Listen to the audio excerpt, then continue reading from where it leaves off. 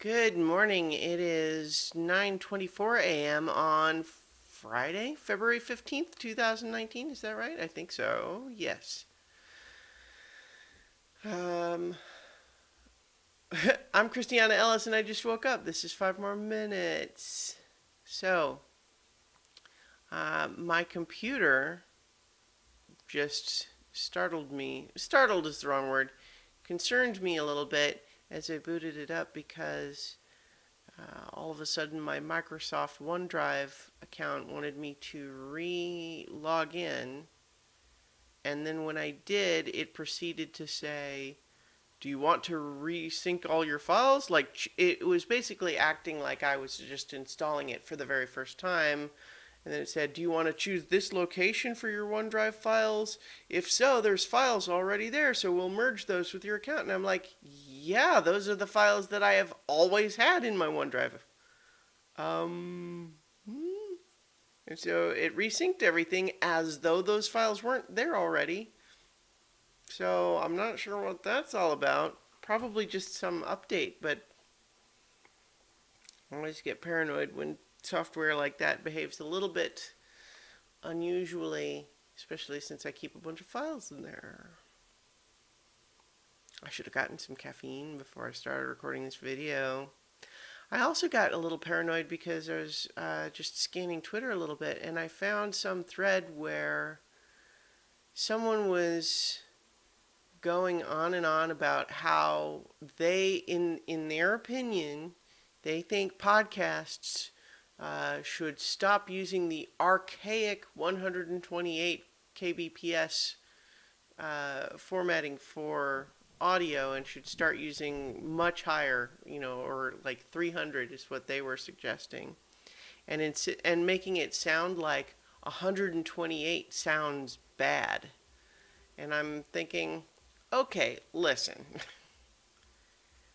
It is probably true that you can tell the difference between 128 and 300, and maybe if you're a super snob about it, or if you're listening to really high fidelity music or something like that, that if you are used to one, then going back to the other maybe doesn't sound as good.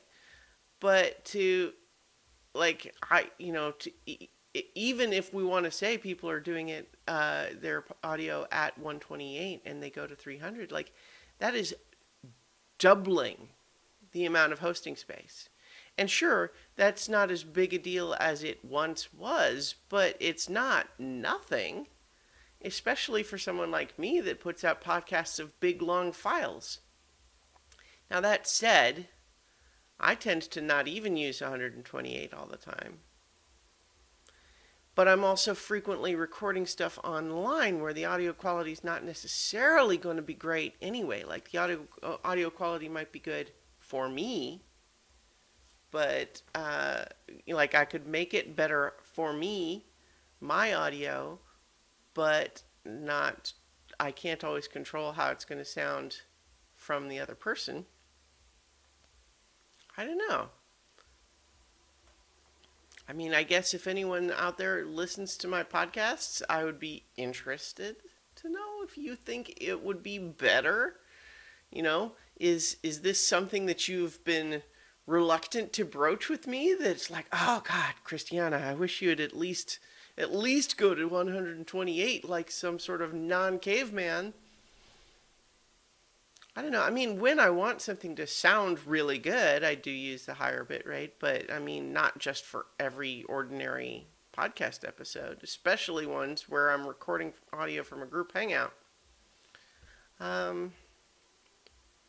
Yeah, so I'm a little torn about, because my first instinct is to just dismiss that person on Twitter as a total snob, audiophile snob, because those people definitely exist. But then I don't want to jump to that conclusion too quickly. If it's possible that I've just been doing something the same way for a long time and not evolving with the times, I don't know.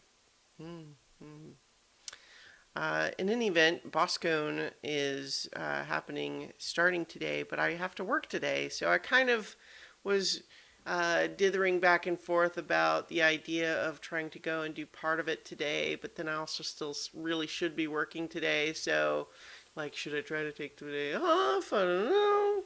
So I think I've just decided that I'm going to do Saturday and Sunday, but not today, for Boscone, because I want to actually work, properly today. So that's the plan. In the meantime, I hope I'll talk to you all tomorrow for 5 more minutes.